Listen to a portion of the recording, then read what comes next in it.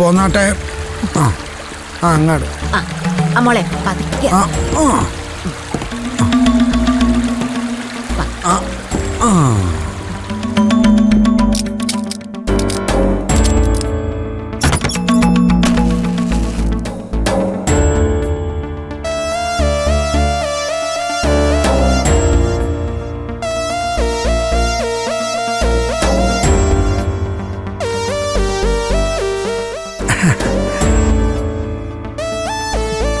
മോനെ മോൻ കുറച്ച് കുടിച്ചിട്ട് മോക്കും കൊടുക്ക്.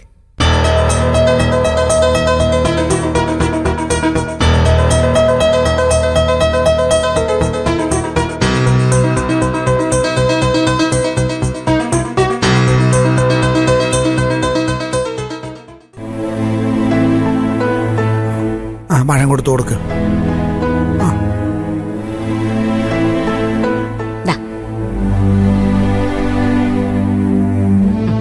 പകുതി മോള് കഴിച്ചിട്ട് പകുതി മോന് കൊടുക്ക.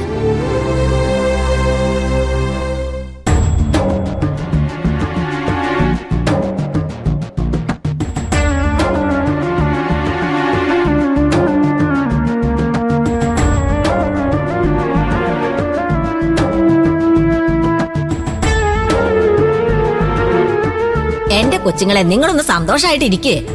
താലി കെട്ടിയില്ലെങ്കിൽ എന്താ, അമ്പലത്തിൽ വെച്ച് പരസ്പരം മാലയിട്ട് നിങ്ങള് ദൈവത്തിന്റെ മുന്നിൽ ഒന്നായില്ലേ. ഇനി നിങ്ങൾ ഭാര്യയും ഭർത്താവും തന്നെയാ. അതല്ല സൂസന്ന, ഇവരുടെ വിശ്വാസപ്രകാരം കഴുത്തിൽ താലി വീഴുന്നതാണ് കല്യാണം.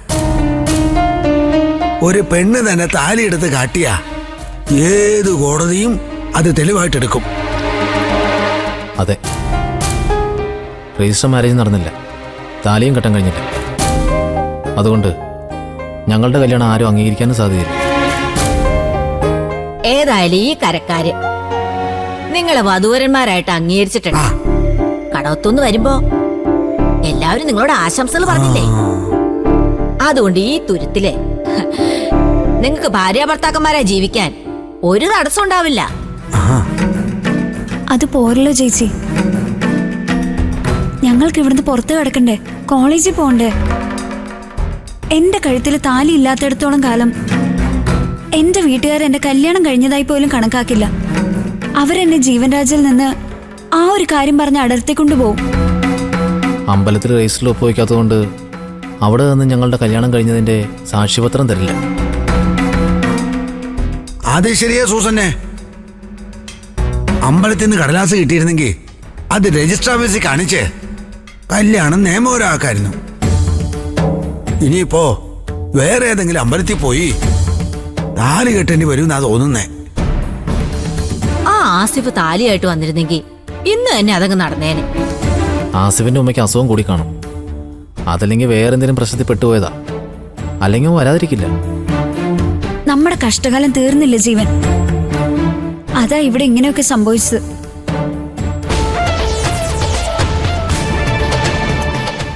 ഉമ്മാര് വരുന്നുണ്ടല്ലോ. മക്കളെ, അവര് നിങ്ങളെ വല്ലതും ചെയ്തോ? ചെയ്യുമായിരുന്നു, അതിനു മുന്നേ ഞങ്ങൾ ഓടി രക്ഷപ്പെട്ടു. ആസിഫ് പിന്നെ വിളിച്ചില്ലല്ലോ അല്ലേ? ആ വഴക്കിനിടയിൽ അവന്റെ കോളുണ്ടായിരുന്നു. എല്ലാം കഴിഞ്ഞ് ഞാൻ തിരിച്ചു വിളിച്ചപ്പോഴാ കാര്യം പറഞ്ഞേ. രാവിലെ അവന്റെ ഉമ്മയുടെ ഹാർട്ട് ഓപ്പറേഷൻ ആയിരുന്നു, അതുകൊണ്ട് അവന് വരാൻ പറ്റാത്തെന്ന് പറഞ്ഞു.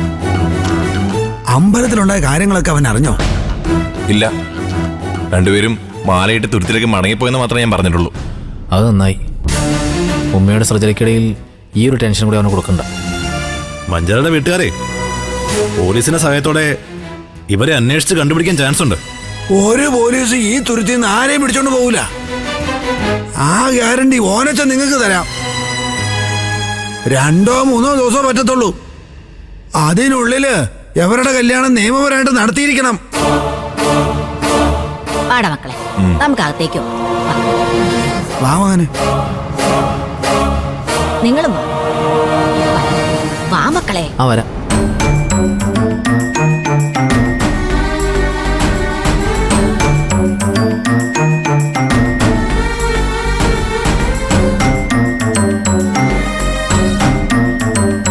ഇങ്ങോട്ട് വാ. കേറി വാ മക്കളെ.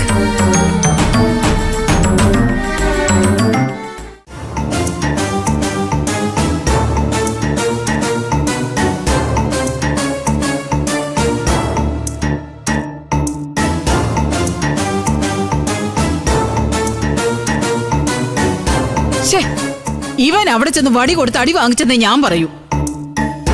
വിഷു കഴിഞ്ഞ ഉടനെ കട ഒഴിയണമെന്ന് പറഞ്ഞെങ്കിലും അവളത് മറന്ന മട്ടിലിരിക്കുകയായിരുന്നു. അവിടെ ചെന്ന് അവളെ തട്ടി ഉണർത്തേണ്ട വല്ല കാര്യം ഉണ്ടായിരുന്നു ഇന്ദ്ര നിനക്ക്? ഞാനവിടെ പോയെങ്കിൽ അതിന് കാരണം അമ്മ തന്നെയാ. അമ്മ ആ വീഡിയോ അയച്ചു കൊടുത്തില് എനിക്കൊരു പങ്കുമില്ലെന്ന് അനുഭവനെ ബോധ്യപ്പെടുത്താൻ തന്നെ ഞാൻ പോയത്. ഓ അയ്യോ പാവം. എന്നിട്ട് അവക്ക് ബോധ്യപ്പെട്ടല്ലോ അല്ലേ? നീ ഒരു തെറ്റും ചെയ്യാത്ത നിഷ്കളങ്കനാണെന്ന് അവക്ക് മനസ്സിലായതുകൊണ്ടാവും എത്രയും വേഗം കടയൊഴിഞ്ഞു പോകാൻ നിന്നോട് പറഞ്ഞത്. എന്റെ ഇന്ദ്ര, അവൾ എന്നേ നിന്നെ മനസ്സുകൊണ്ട് ഉപേക്ഷിച്ചു കഴിഞ്ഞു. ഇനി നീ എന്ത് ചെയ്താലും അവക്കൊരു ചുക്കുമില്ല. അത് മനസ്സിലാക്കാതെ വീണ്ടും വീണ്ടും നീ അവളെ പ്രീണിപ്പിക്കാൻ ചെന്ന നോണക്കേട് നഷ്ടവും നിനക്ക് കൂടുകയുള്ളൂ ഇന്ദ്ര.